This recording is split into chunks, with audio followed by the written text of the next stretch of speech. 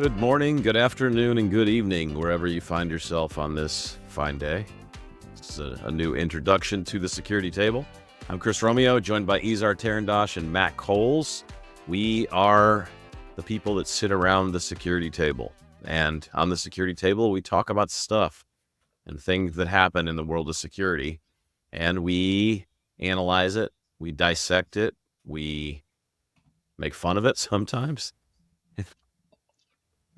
But all in all, this is an educational podcast, hoping to learn from things that happen in the world and apply our multi-decades of experience to it. And so let's talk about stages of an incident first. I know, Izar, you were talking, before we started recording, you mentioned this idea of the stages of grief in the developer's life cycle of, and so I'm curious if you could maybe describe that a little bit more as a way to kick this off. I just got to the first one, which is denial, which is represented by it works on my machine. Okay. But let's look at the other one. The other stages of grief to see how they connect into a technological world. We have, the first one is shock. Okay. What do you mean it doesn't work? What do you mean it's broken? Shock and awe. Shock and awe. Okay. Then comes denial. Okay. Couldn't happen. It couldn't have been my fault. There's no way. It works on my machine. It's not happening. Yeah. It's not real. Then you have anger. Okay. You must be doing something wrong. You must be doing something wrong. Is this when you're banging on the keyboard too? Like at a high, like, you're kind of hitting the keyboard at this point? No, it's when you're screaming at people that they're holding the mouse wrong. Ah, okay. Okay. And then you have bargaining. Bargaining, which should be, I'll stop beating you if you go away quietly. Yeah, I mean, well, it's got to be like, I guess it's bargaining on how much time it's going to take you to fix it, perhaps. Like, this is going to take... Can you make my machine, can you get my machine up and running first? I'll buy you coffee. Yeah, there you go.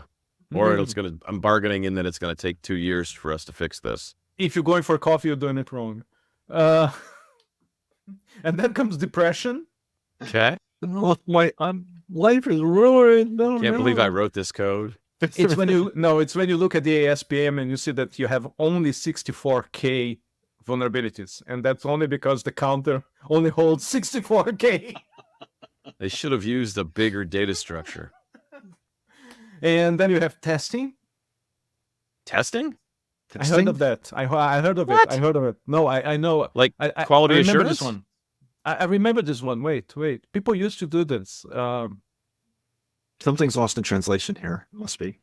Damn it. I get the concept. I haven't ever seen in the last 2 years somebody actually do it.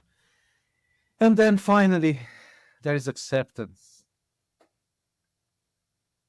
which is when you actually boot Linux.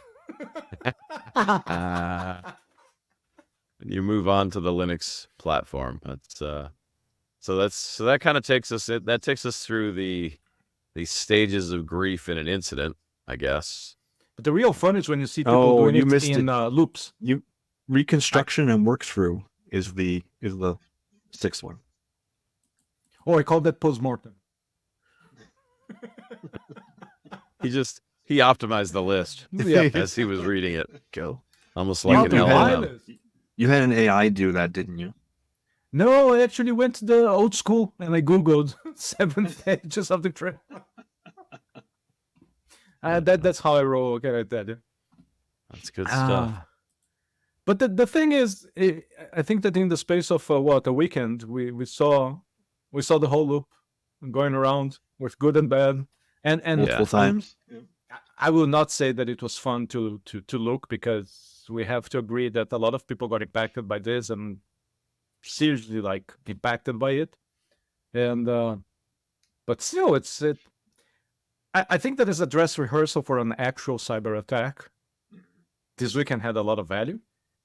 Oh my God! It highlighted the ubiquity of the Windows platform, right? I mean, that was not shocking, but shocking. Yeah, I mean, it brings me back to the days of old when I was getting started in incident response and Nimda, Code Red, SQL Slammer, all of these Blaster. active exploits, Blaster, were being used. This is, what's been happening in the last week here has been what was a software bug that was then accidentally deployed, which caused a bigger problem.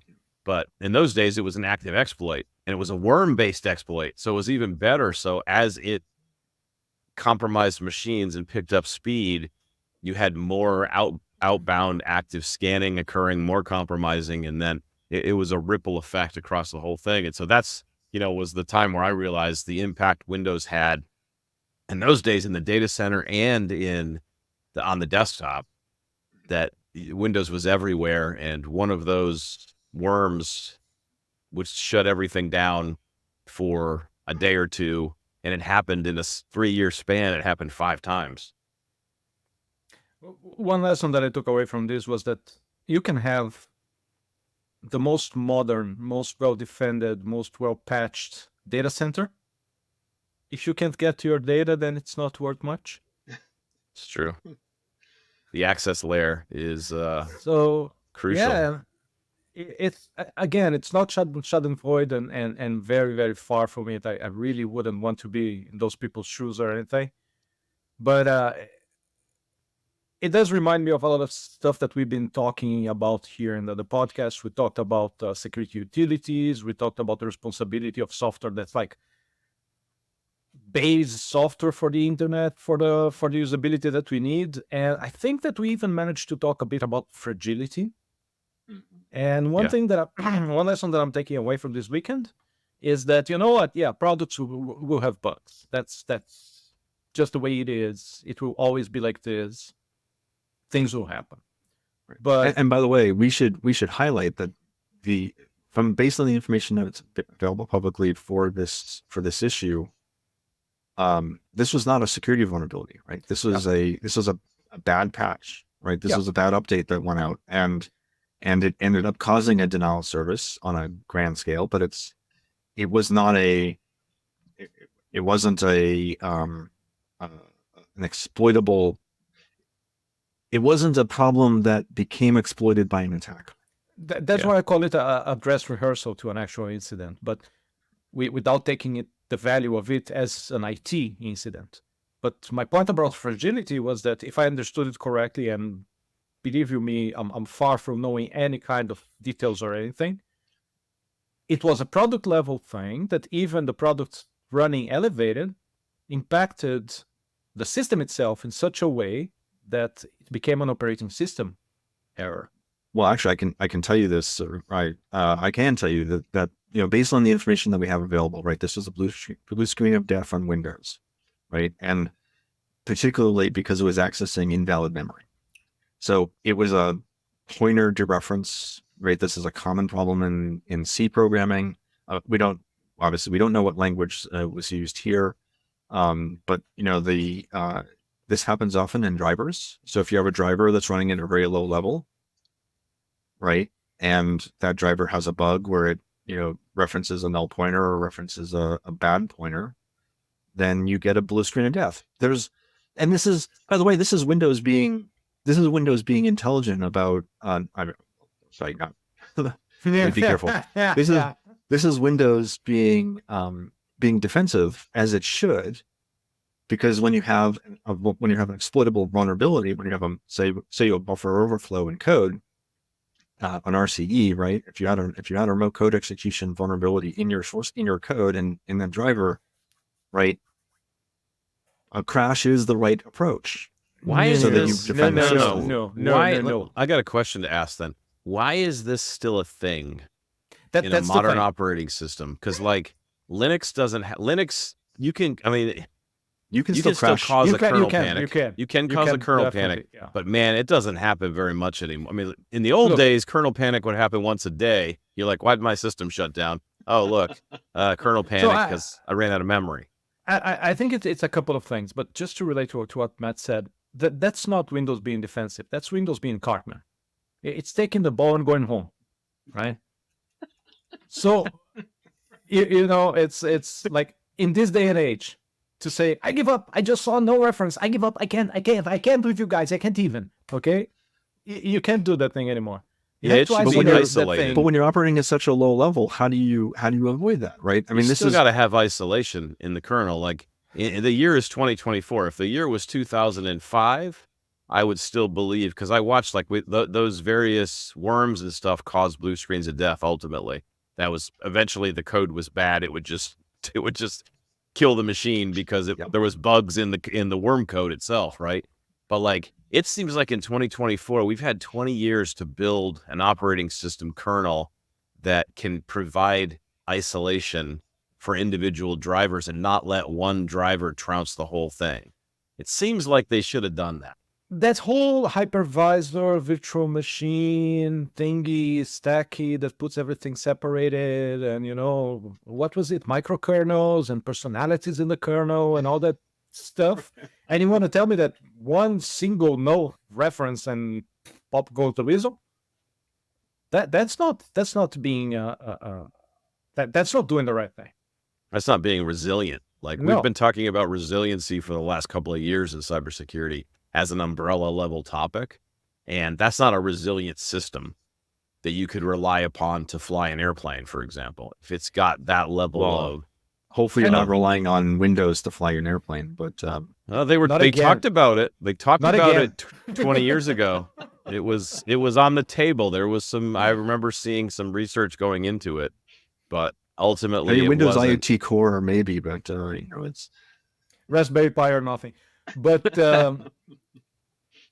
now here's the funny connection. A couple of episodes ago, we spoke about the CISA and their advisories, alerts. I don't remember what it's called. Yeah. And they came out with the use memory safe languages. Yep. Well, I guess that the egg is on the other foot now, because How does an egg get on the other foot? Hold on. I wanted to see how long that would trigger. But no, really, I mean, we lasted it. But here we are, humbled by a single no reference over a weekend. And Isn't some people are going to Microsoft- feel this for a long time. Isn't Microsoft rewriting lots of Windows stuff in Rust, though?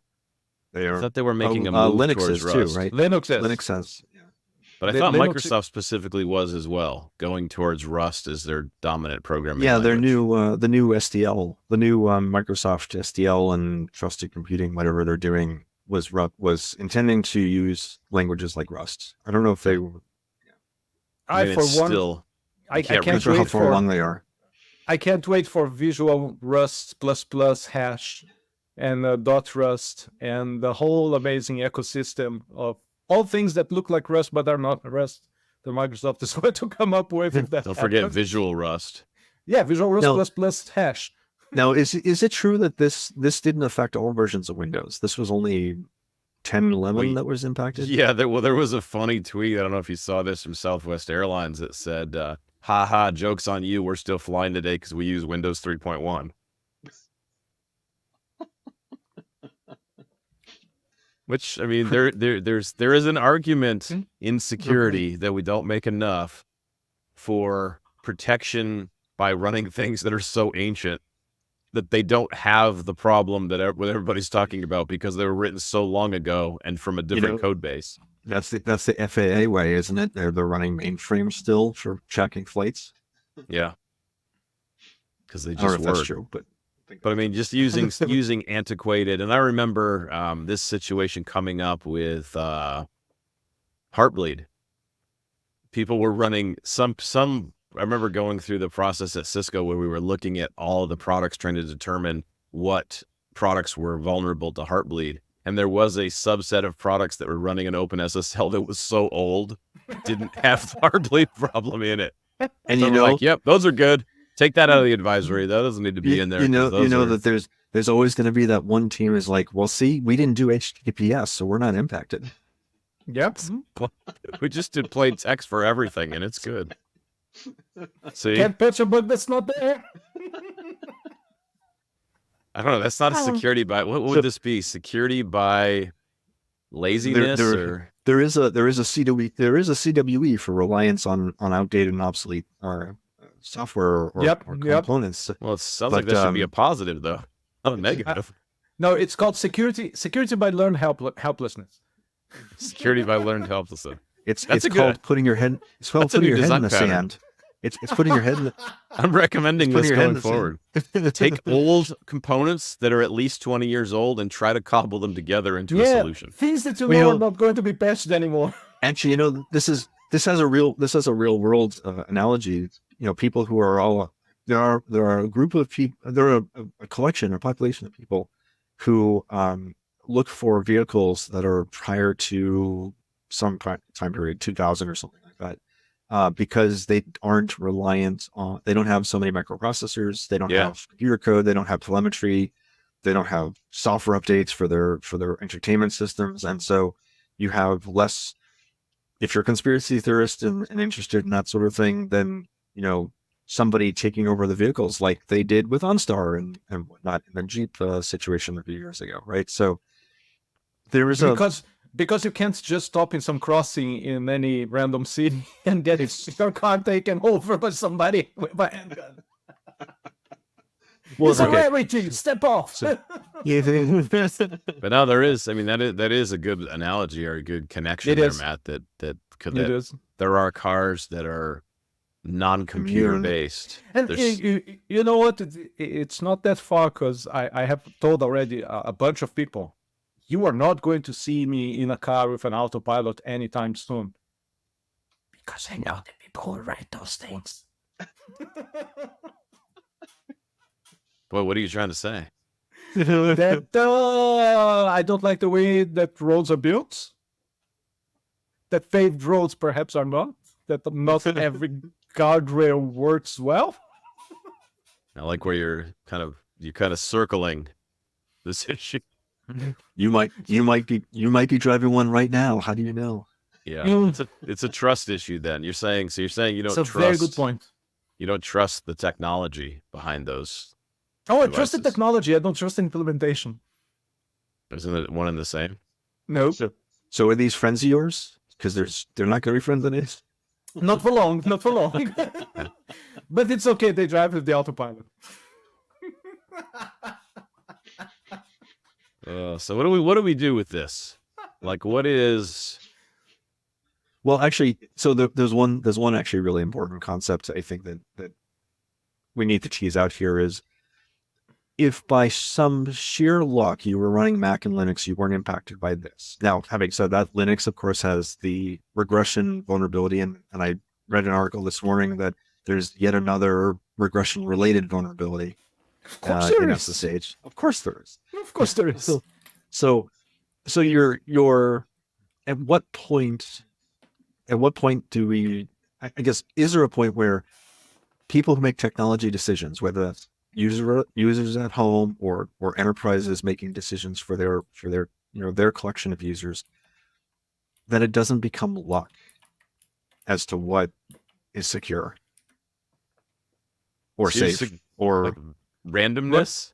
In Run my that this by was me this again? was completely random luck, right? If a chain of events had to occur for this issue to be as prevalent as it was, right?